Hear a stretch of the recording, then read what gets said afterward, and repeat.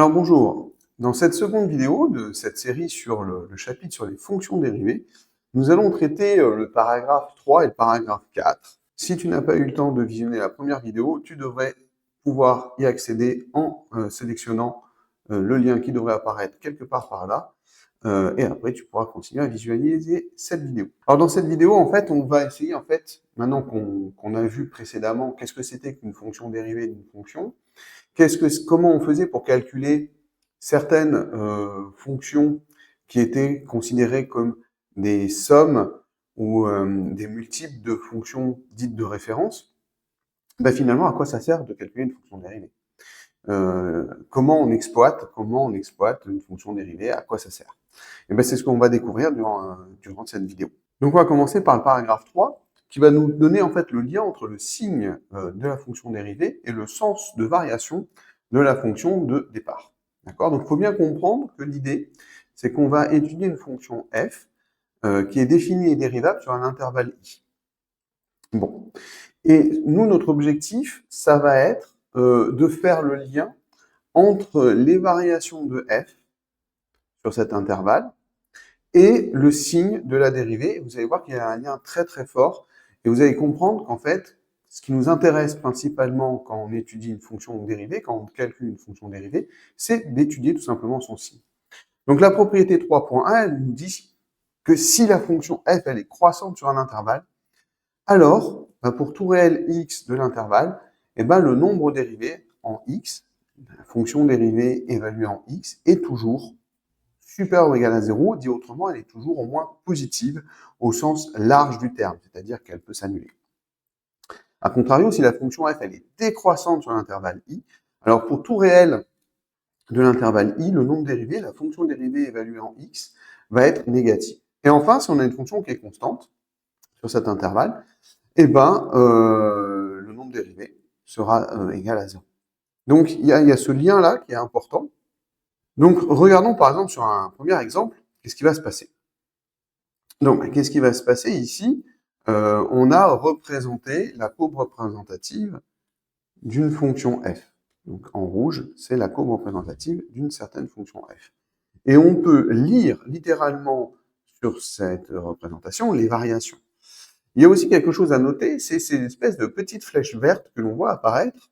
Alors en fait, ces flèches vertes, ce sont des morceaux, si vous voulez, de tangente. C'est-à-dire qu'ici, on a voulu tracer la tangente au point d'abscisse 0 et on nous annonce qu'elle est horizontale.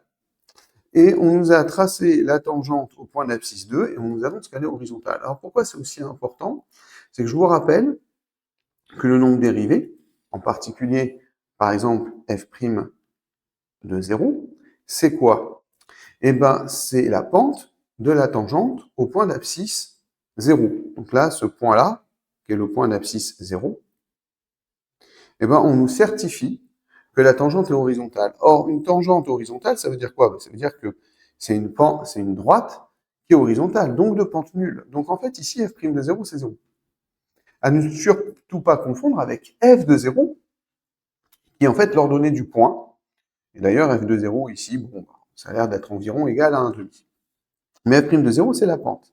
Et de la même manière, f' de 2, on nous annonce que f' de 2, ici, on admet au point d'abscisse 2, au point de contact 2, on admet une tangente qui est horizontale, et donc f' de 2, c'est égal à 0.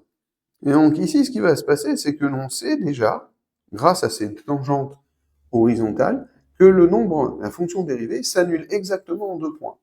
Alors, comme on nous a dit qu'on a tracé toutes les tangentes horizontales, ça veut dire que ça ne s'annule pas ailleurs. Vous allez voir que c'est très important, parce que dans un tableau de signes, quand vous allez marquer par exemple plus, ça ne veut pas dire positif au sens large, ça veut dire strictement positif. Et donc c'est pour ça que quand on veut faire un tableau de signes d'une fonction, en fait, à chaque fois, on va préciser quand est-ce que ça s'annule, puisqu'en fait, le plus ne veut pas dire que c'est positif ou nul, ça veut dire strictement positif. Bon, alors maintenant, on va regarder les variations de notre fonction. Les variations de notre fonction, c'est quoi? C'est, si vous regardez bien, on peut lire que la fonction f, elle est croissante sur l'intervalle de -2 à 0. Ensuite, on peut voir qu'elle est décroissante sur l'intervalle de 0 à 2. Et enfin, elle est croissante sur l'intervalle de 2 à 4. Bon, j'aurais pu même rajouter éventuellement des images. Par exemple, on voit que l'image de moins 2, eh ben c'est moins 2. On voit que l'image de 0, alors là, on pourrait dire que c'est environ égal à 1,5. Que l'image de 2, c'est 0, par exemple. Et que l'image de 4, c'est 1.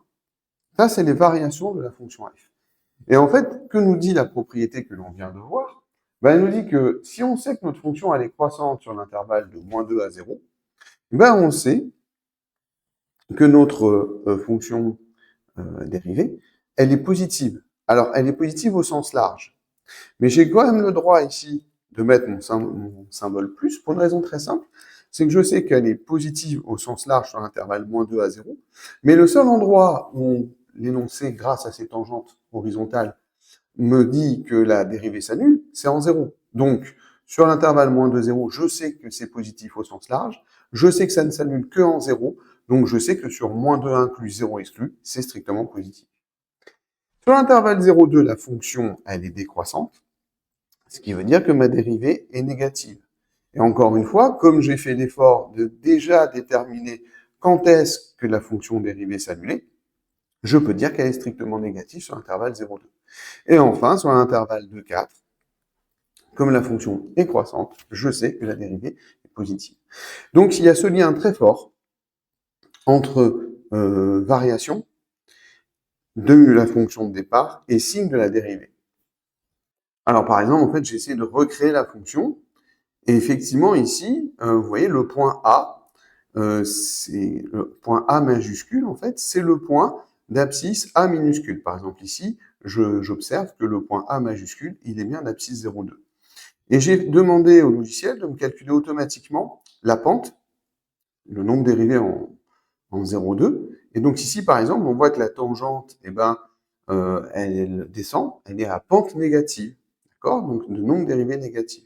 Et on s'aperçoit de quoi? Ben, on s'aperçoit qu'effectivement, sur l'intervalle moins 2, 0, ben, notre fonction, elle était croissante.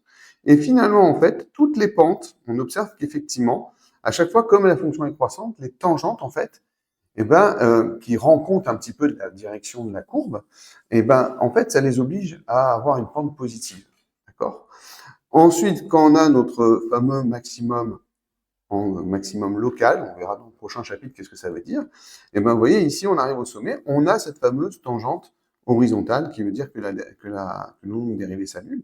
Et puis ensuite, eh ben, vous voyez, sur l'intervalle de 0 à 2, pour A qui est coincé entre 0 et 2, eh ben, on s'aperçoit que les nombres dérivés sont tous négatifs, et effectivement, on voit bien que les tangentes sont à pente négative, que les tangentes, elles descendent. Et enfin, encore à 2, on obtient une tangente horizontale, donc à pente nulle, et puis sur l'intervalle de 4, on repart avec une fonction qui est croissante, et donc des tangentes qui sont toutes à pente positive. Et donc, c'est un lien très très fort. Alors, je vous ai présenté qu'est-ce qui se passe si on connaît les variations de f pour obtenir le signe de la dérivée, mais vous allez vous apercevoir que dans la pratique, c'est pas ce qu'on fait. Dans la pratique, ce qui nous intéresse, c'est exactement le cheminement dans l'autre sens. C'est-à-dire, nous, on va calculer une fonction dérivée, on va voir qu'on sait le faire, et on va étudier le signe de cette fonction dérivée. Et nous, ce qu'on voudrait, c'est, connaissant le signe de la fonction dérivée, retrouver le sens de variation de la fonction f. Alors, si vous regardez bien, le 1, par exemple, ben, c'est une réciproque de la propriété précédente. C'est-à-dire que si sur un intervalle f' est toujours positif au sens large, alors on sait que la fonction f est croissante au sens large sur l'intervalle i. La petite subtilité, c'est que si vous savez que f' est strictement positive sur un intervalle, ben vous gagnez le fait qu'elle soit strictement croissante sur l'intervalle. On verra que c'est important parce que ben, souvent, justement, vous allez voir que dans les tableaux, eh ben, justement, quand on mettra plus, on saura que ça sera strictement positif. Et vous avez le résultat opposé, c'est-à-dire que si le nombre dérivé est négatif, eh ben, la fonction elle est décroissante sur l'intervalle. D'accord. Et si jamais vous avez une fonction dont la dérivée est nulle, ça veut dire en fait que votre fonction elle est constante. Parce que à chaque fois vous avez une tangente horizontale, bah, ça oblige entre guillemets votre fonction à partir localement horizontalement, et donc en fait elle est horizontale. Donc on va étudier les variations de cette fonction. Alors on remarque que c'est une fonction polynôme second degré, et on verra que ça nous permettra quand même graphiquement de vérifier des petites choses. Alors, qu'est-ce qu'on va faire? Déjà, on ne nous dit pas qu'elle est dérivable sur R, mais on avait vu que les polynômes du second degré sont dérivables sur R. Donc ici, on va déjà acter que f est une fonction polynôme second degré, et donc que f est une fonction qui est dérivable sur R. Ça, c'est le premier élément très important. Bon, on va calculer la fonction dérivée. Donc ici, on va dire que c'est moins 1 fois la dérivée de x au carré, donc fois 2x, et plus 3x, hein, si vous regardez, c'est une somme de deux fonctions de référence. Bon, 3x, c'est une fonction affine. Sa dérivée, ça va être la fonction constante égale à 3. Et on va réduire cette expression. On obtient que c'est moins 2x plus 3. Donc la fonction dérivée, en fait, ici, c'est une fonction affine. Et qu'est-ce qu'on a vu? Nous, on a vu que si on connaît le signe de la fonction dérivée, on est capable d'en déduire les variations de la fonction f. C'est ce qu'on va faire. Ici, on va tout simplement résoudre une inéquation. Alors, on va essayer de comprendre pourquoi on résout cette inéquation-là. C'est-à-dire de savoir quand est-ce que la dérivée est positive. Ok? Bon, cette inéquation-là, c'est tout simplement de résoudre quand est-ce que moins 2x plus 3 est positive. Bon, c'est une inéquation toute simple. On va mettre les inconnus d'un côté, les constantes de l'autre. On va diviser par moins 2. Je vous rappelle qu'il faut faire très attention. Quand vous divisez par un nombre négatif, il faut penser à renverser le sens de l'inégalité. Attention ici à ne pas vous faire piéger, hein, car moins 2 ici, on divise par un nombre négatif. Et donc finalement, on se rend compte que ma fonction dérivée, elle est positive quand x est inférieur ou égal à 3,5, c'est-à-dire 1,5. Alors, petite remarque, si ici, au lieu de mettre une inégalité, j'avais mis une égalité, j'aurais déjà démontré que f' de x aurait été nul si et seulement si x est égal à 1,5. C'est-à-dire que cette fonction affine, elle s'annule uniquement en 1,5. Donc 1,5, c'est précisément le nombre où la fonction affine s'annule. Bon, maintenant, ce qu'on sait, c'est qu'on sait un petit peu plus que ça. On sait que ma fonction dérivée, elle est supérieure à 0. Ça veut dire quoi d'être supérieure à 0? Ça veut dire d'être positive. Ça, c'est très important. C'est pour ça qu'on a résolu cette inéquation. Parce qu'on sait, ça va être le moment où ma fonction va être positive. Et je sais qu'elle est positive quand x est inférieur ou égal à 1,5. Donc, je vais être positive quand x est inférieur à 1,5, c'est-à-dire quand x appartient à l'intervalle de moins l'infini à 1,5. Et comme ici, j'ai raisonné par équivalence successive, ça veut dire que là où ma fonction n'est pas positive et n'est pas nulle, elle est nécessairement strictement négative. Donc j'ai bien le signe de f' de x. Bon, au passage, faire attention, on a vraiment deux fonctions. La fonction de départ, qui est une fonction de polynôme second degré, qui va être représentée par une parabole. Et on a l'autre fonction dérivée, qui est ici une fonction affine, qui est d'ailleurs représentée par une droite. Si je devais représenter la situation pour ma fonction affine, en réalité, comme c'est représenté par une droite, ici la pente est négative, vous voyez, ma fonction affine, donc attention, ça c'est f', et ici on voit qu'elle va taper l'axe des abscisses en 1,5, et comme elle est à pente négative, on voit qu'elle est d'abord positive puis négative. C'est ce que je viens de faire dans ce tableau. Et ce que me dit le résultat, ce que me dit la proposition, c'est que si ma fonction dérivée est positive sur un intervalle, strictement positive ici, ma fonction, elle est strictement croissante sur cet intervalle. Et ça me permet de vous expliquer que quand on écrit cette flèche dans un tableau de variation, ça ne veut pas seulement dire croissant, ça veut dire strictement croissant. Et ça tombe bien, parce qu'ici, c'est strictement positif. Donc en fait, on a démontré que la fonction f, elle est strictement croissante sur l'intervalle de moins l'infini à 1,5. Et vous allez voir que mine de rien, c'est quand même une grande avancée par rapport à ce qu'on fait en seconde. Et enfin, sur l'intervalle 1,5 plus l'infini, la dérivée est négative, et même strictement négative sur 1,5 exclu plus l'infini. Donc la fonction est strictement décroissante sur l'intervalle 1,5 plus l'infini. On aurait pu calculer f de 1,5 pour déterminer le maximum. Justement, allons-y, faisons-le dans un petit coin. Bon, moi j'ai calculé 2,25, on verra si c'est juste. Parce qu'on va essayer un petit peu de vérifier notre tableau de variation à l'aide de la calculatrice. Donc la première chose que je vais devoir faire, c'est rentrer notre fameuse fonction. Hop. Et puis, on va tracer cette fameuse fonction. Alors, sans surprise, c'est une parabole. Et puis, en fait, on observe qu'effectivement, elle semble bien être d'abord croissante. Alors, ici, vous voyez, c'est un petit peu compliqué de voir si c'est vraiment moins l'infini, mais en tout cas, sur l'intervalle moins 3, peut-être jusqu'à 1, 1,5, puis ensuite décroissante. Donc, ça a l'air de bien correspondre déjà au tableau de variation que l'on a trouvé. Alors, il y a quelque chose quand même qui est très pratique, c'est l'option trace de la calculatrice, qui vous permet ensuite d'avoir un petit curseur finalement qui se balade sur la courbe. Et donc effectivement ici, là on voit plus le curseur, mais effectivement on s'aperçoit qu'effectivement ça a l'air d'être bien croissant. Et quelque chose qui est assez pratique, c'est que vous pouvez par exemple dire, je veux exactement que le curseur soit en 2. Voilà. Par exemple en 2, je sais que ça vaut 2. Je veux exactement que mon curseur soit par exemple en 1,5. Ah, et on retrouve le fameux 2,25. Et d'ailleurs, si vous regardez bien, effectivement, on a l'impression que 1,5, ça a l'air effectivement d'être la valeur maximale. Vous pouvez même parfois, si vous le souhaitez, par exemple, vous voulez vérifier que vous avez bien une tangente horizontale en 1,5, c'est possible de tracer la tangente. C'est tout à fait possible de faire ça. À l'aide de la touche dessin, justement, vous faites seconde dessin. Et ici, vous avez par exemple l'option 5, tangente. Je le refais, seconde dessin. Ici, l'option numéro 5. Moi, j'ai appuyé directement sur la touche 5 pour le valider.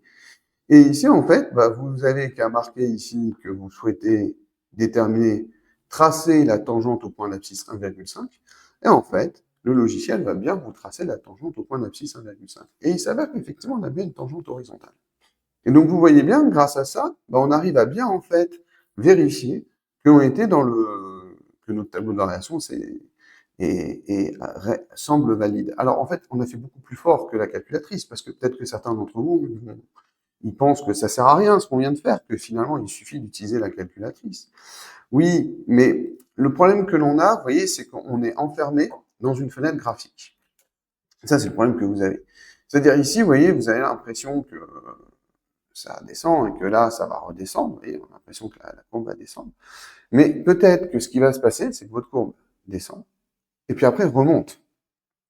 Et ça, à un moment donné, ça va sortir de votre fenêtre graphique. Et du coup,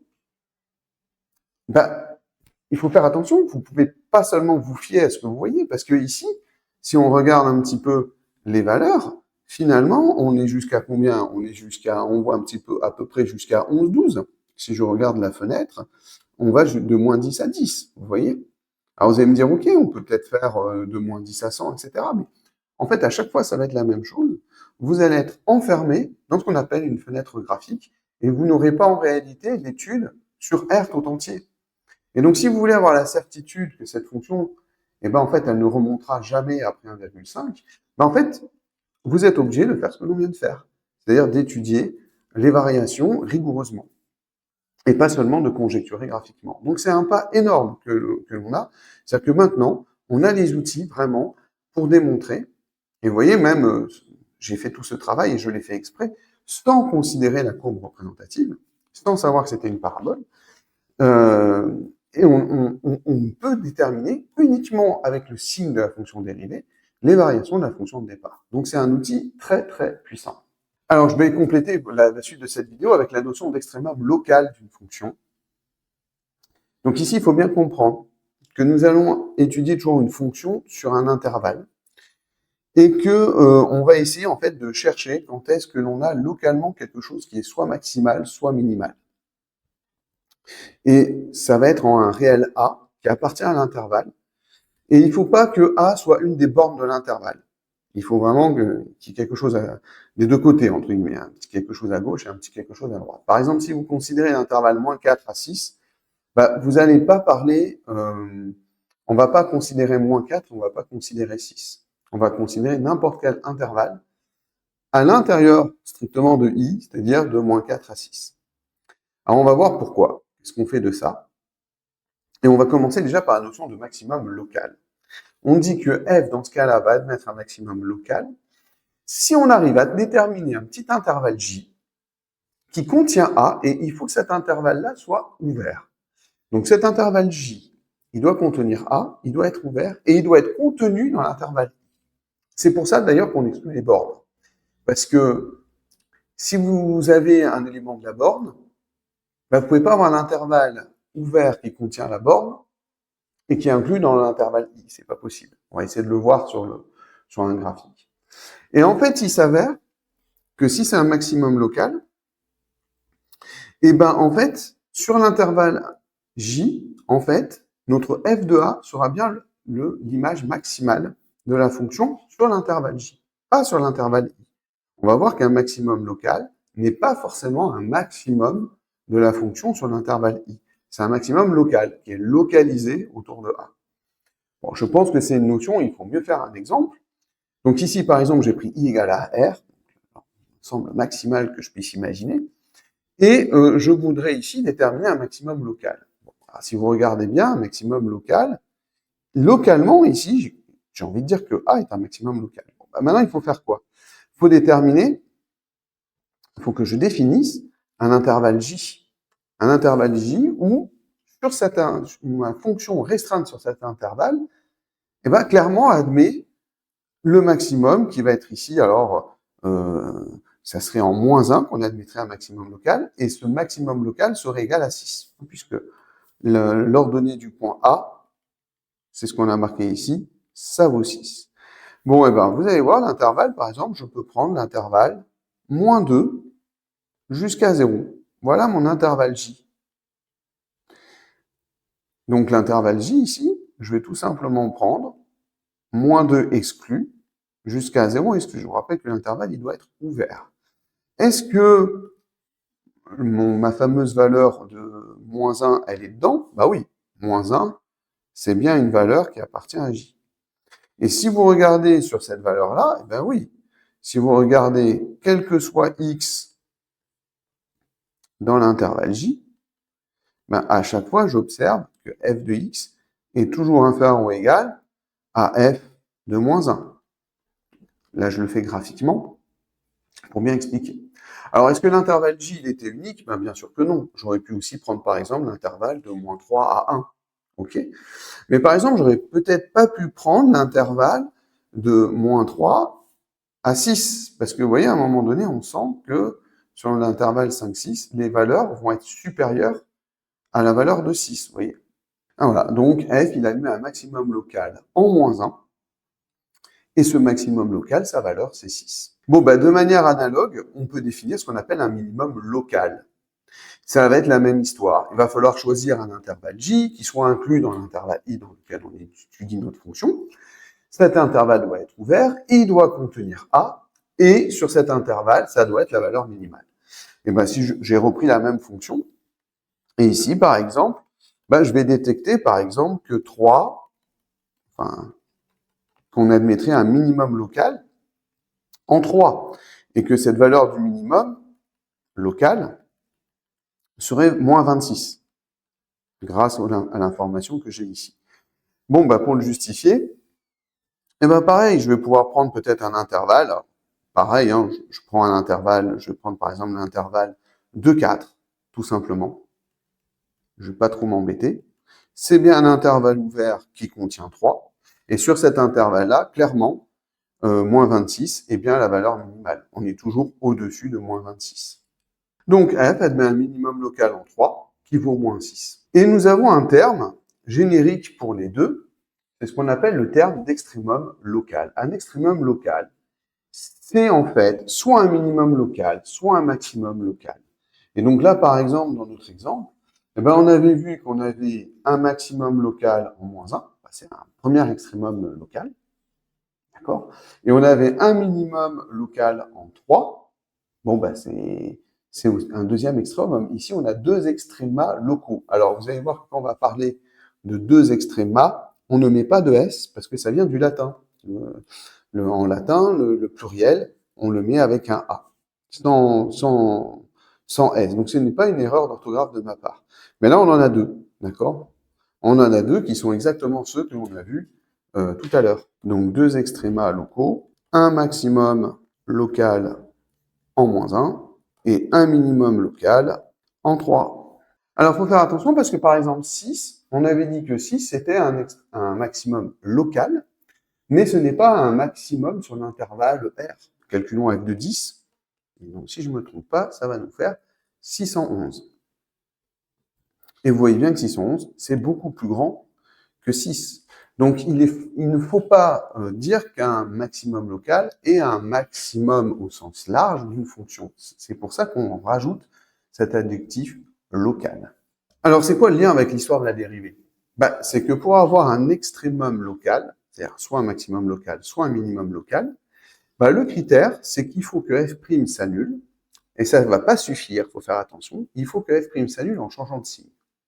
Si f' s'annule en changeant de signe, on sait que f va mettre un extrémum local. Et on a donc typiquement deux situations.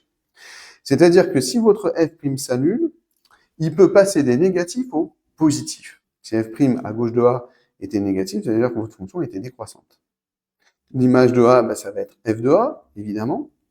Et si ensuite, à droite de A, votre dérivée est positive, ça veut dire que votre fonction va être croissante. Et donc, finalement, si vous avez votre dérivée qui s'annule en changeant de signe, mais en passant de négatif à positif, la nature de votre extrémum va se préciser, parce que c'est forcément un minimum. Et ça se voit sur le tableau de variation.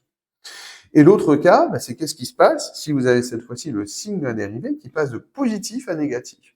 De la même manière, vous allez avoir une fonction qui est croissante, qui vaut ensuite f de a, et puis qui est décroissante. Et donc, cette fois-ci, la nature de votre extrémum va se préciser, ça va être un maximum. Alors, il faut faire attention parce que le fait que la dérivée s'annule, ça va être une condition nécessaire pour obtenir un extrémum, mais ce n'est pas une condition suffisante. Et on a un contre-exemple, c'est la fonction x au cube, qui est une fonction qui est strictement croissante. Sur R, on va même le redémontrer, mais ça se voit déjà avec la courbe représentative. Je vous rappelle que la dérivée de x au cube, c'est 3x au carré. Bon, si j'étudie le signe de 3x au carré, ça ne peut s'annuler qu'en 0. Parce que 3x au carré, c'est quelque chose qui est toujours positif, et qui s'annule pour la valeur particulière x égale à 0. Et donc 3x au carré, c'est toujours strictement positif, sauf en 0 où ça s'annule. Et ça veut dire quoi? Ça veut dire qu'en fait, votre fonction, elle est strictement croissante sur R tout entier. Alors oui, elle est strictement croissante sur moins l'infini 0, elle est strictement croissante sur 0 plus l'infini, donc en fait, elle est strictement croissante sur R tout entier. Et vous voyez bien qu'en réalité, l'image de 0 ici, qui vaut 0, c'est ni un minimum, ni un maximum. Vous voyez bien, si je calcule 1 ici, hop, je vais avoir 1 au cube. Si je calcule moins 1, je vais avoir moins 1 au cube, c'est-à-dire moins 1. Et je me rends bien compte ici que je n'ai pas affaire à un extrémum local. Donc, il faut faire attention. Il faut que ça s'annule, mais ça suffit pas. Il faut que ça s'annule en changeant de signe, et la manière dont ça va changer de signe permettra de préciser la nature de l'extrémum. Et voilà, cette vidéo est terminée. Il reste encore du travail, hein. Il reste, par exemple, à déterminer la dérivée d'un produit ou d'un quotient, et on va voir que les formules sont beaucoup moins simples, en tout cas moins naturelles que pour la dérivée d'une somme. Et j'espère que cette vidéo t'aura été utile, instructive, et je te souhaite un bon travail, et à bientôt.